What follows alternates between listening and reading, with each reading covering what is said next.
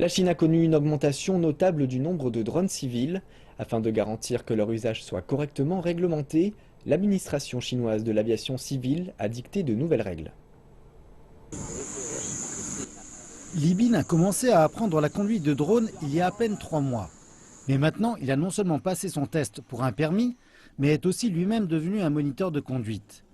Il pense que sans l'établissement de règlements spécifiques, conduire des drones pourrait être dangereux. Les drones ne sont pas des maquettes d'avions, ils sont plus gros et plus lourds. Même lorsqu'un drone de 7 kg tombe, il risque non seulement de s'écraser, mais en plus il peut blesser des gens. Si les gens faisaient voler des drones quand et où ils le veulent, ce serait la pagaille.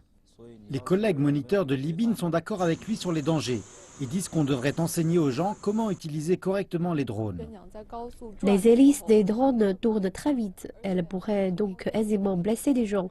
Je pense qu'il est plus important pour les étudiants d'apprendre comment conduire en toute sécurité que d'apprendre les techniques.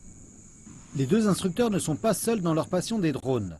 Le nombre de pilotes de drones licenciés dépasse à présent les 2000 et jusqu'à 20 000 drones civils volent en Chine. Cependant, les drones soulèvent aussi des inquiétudes. En novembre de l'année dernière, un drone prenant une vidéo a presque percuté un avion de chasse en Chine. Pouvez-vous imaginer ce qui arriverait s'il n'y avait pas de règles de circulation concernant les automobiles, s'il n'y avait pas de critères pour le permis de conduire et les plaques d'immatriculation?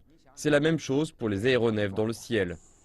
Pour garantir que les drones sont correctement réglementés, l'administration chinoise de l'aviation civile a publié ses premières règles de circulation concernant leur usage.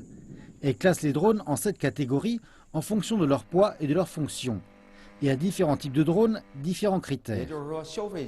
Pour ces drones petits et légers, les règles sont relativement lâches. Ainsi, il sera pratique pour les gens ordinaires de s'amuser avec. Mais pour les drones gros et lourds, à but commercial, les règles sont plus serrées parce qu'ils représentent un danger potentiel pour les gens. Les nouvelles règles vont standardiser le secteur. Nous avons à présent des instructions claires sur le rôle des capitaines et des pilotes et sur la procédure appliquée en mission de vol. Li Bin dit vouloir à présent affiner ses compétences afin de devenir un instructeur d'un niveau supérieur. Et il espère que sa carrière s'envolera.